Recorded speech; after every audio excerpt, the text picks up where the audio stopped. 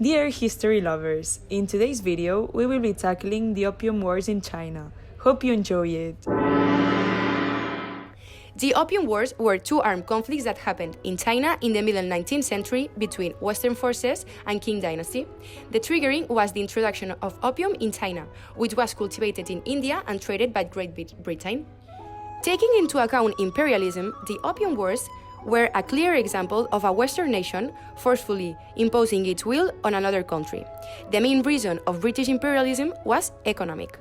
Great Britain was going through an economic crisis because of a lack of silver and trade deficits. China had resources such as silk, porcelain, or tea, and it was a great opportunity for trade.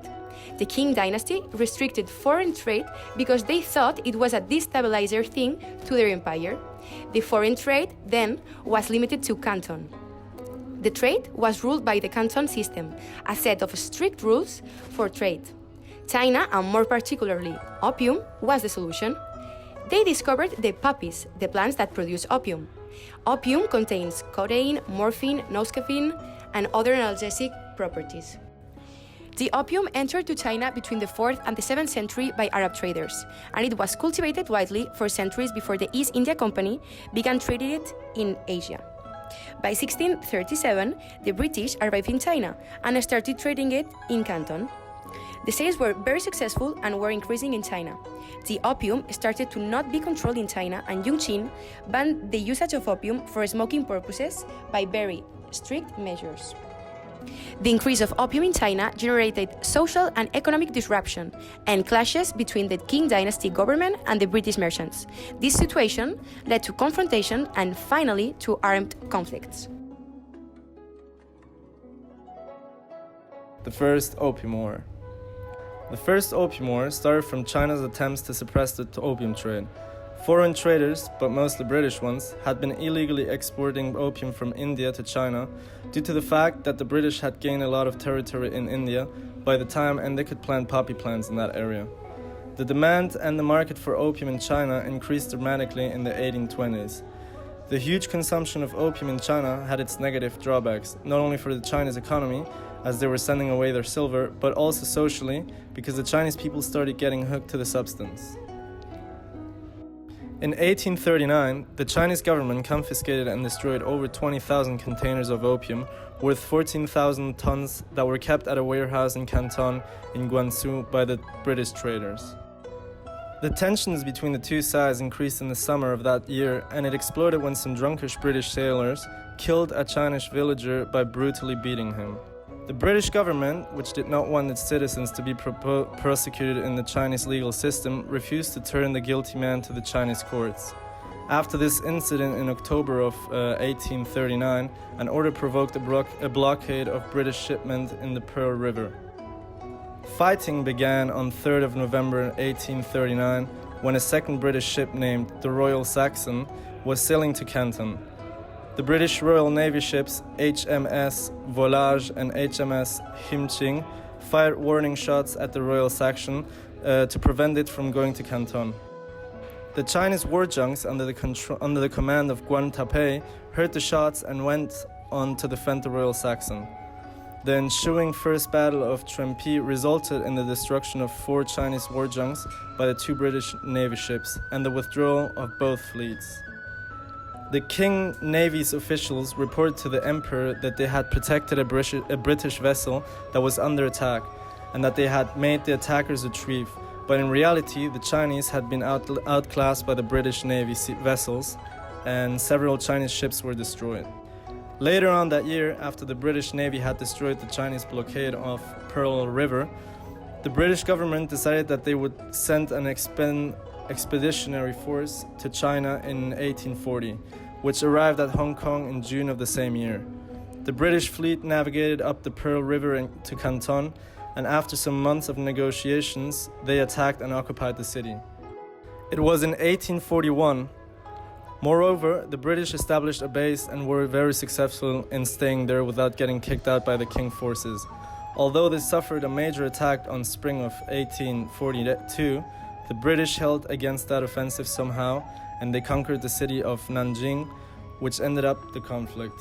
In the Second Battle of Trempi, it was the Nemesis that proved its power. The British Navy had possession of this powerful ship that they had just been constructing. It was vapor-powered, and the government wanted to see how powerful it really was. However, the ship was owned by a company called British East India Company. They equipped the ship with powerful cannons and sent it to China. The Chinese forces could not defend themselves against this ship, and peace negotiations proceeded quickly, resulting in the Treaty of Nanjing, signed on August 29, 1842. The British won the First Opium War and extract major concessions from China. The Chinese had to open up 5 new ports and seize Hong Kong Island to the British. They also had to increase the number of treaty ports where the British could trade and reside. Among the 4 additional designated ports was Shanghai, that became a most important strategic trade port. Moreover, the Chinese had to pay back in silver the equivalent of the amount of opium that they had destroyed, and they had to pay back for all the reparations and costs of the war. The British were still unsatisfied, even though they just had won. The Second Opium War. In February 1856, a French missionary is assassinated in Guangxi, China. Months later, in October, Chinese officials seize a British boat called the Arrow. The Arrow was rumored to be involved in trafficking and piracy. Those Chinese officials arrested 12 Chinese members of the crew and pulled the British flag off the boat. Harry Parkes, the British consul in China, demanded the immediate release of the crew as well as apologies for the offensiveness of the flag. Days later, Great Britain, which was waiting for any excuse to declare war to China, answered the offense by sending a battleship to the Pearl River to attack Canton. The Second Opium War was declared. The objective of the British was to obtain more trading rights in China.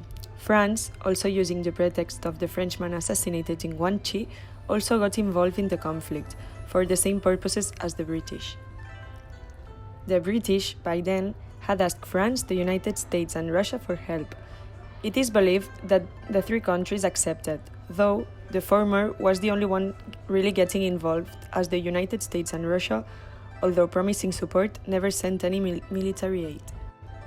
Moreover, Great Britain and France attacked and invaded Canton, arresting Yan Mingchen, the Chinese governor.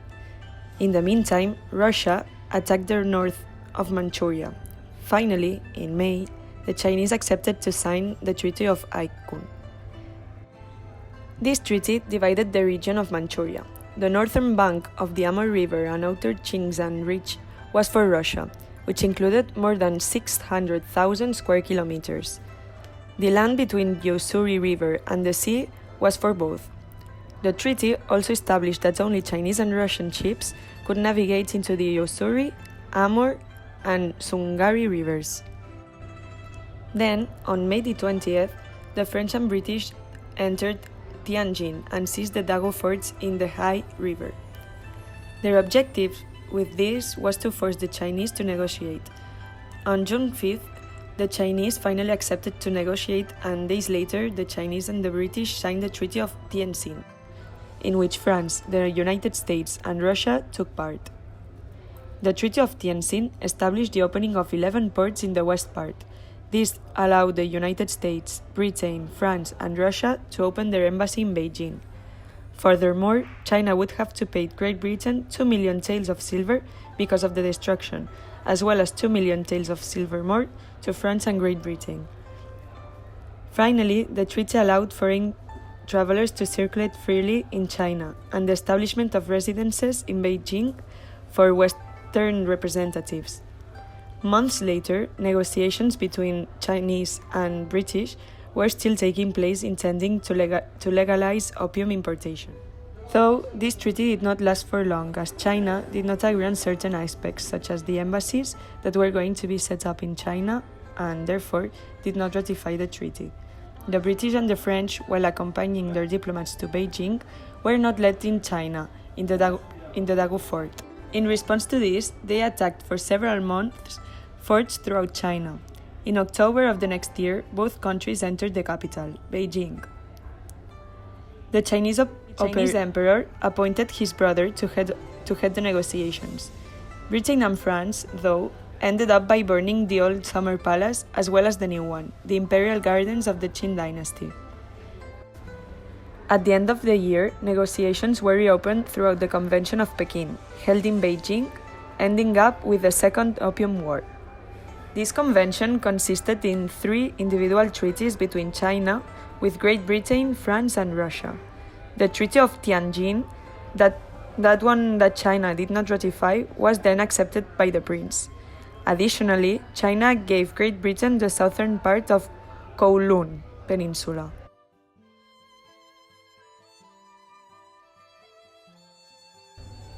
The aftermath. The opium trade treaties came with a big amount of long-term effects. Between them, the forceful entrance of China in international trade.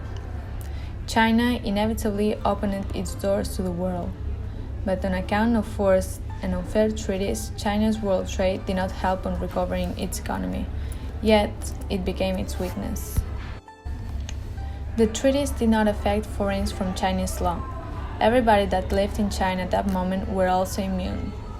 There was no law. This made in China an increase in criminality and illegal activities. The 2 Opium Wars caused poverty within the Qing dynasty, not only in economic terms but social as well. Chinese people felt weak and disappointed with its nation. That is what motivated them to start the so-called self-strengthening movement, a movement created with the main goal of modernizing China. It achieved several institutional reforms, such as military technology and economic development. Finally, the Qing dynasty collapsed not only because of economic reasons, but for the reason why as a dynasty it had no more possibilities of expansion, and mostly because of the Opium Wars. Western conquerors influenced the Asian country in what concerns industrialization. They took advantage of their position and industrial progress to impose their demands on not so industrialized countries, as China. Freedom of religion was established in China after the Opium Wars. There was a process of westernization, not only implemented by Western countries, but also because the Chinese understood that in order to beat the Western system, they had to understand their culture. The 2 wars and its consequences affected China's history, education, and mentality. The 2 wars are still used to teach politics, for example. Regarding mentality, we can see how Opium Wars influenced on some of their policies as economic growth, military policies, and non-interference of fair foreign policies.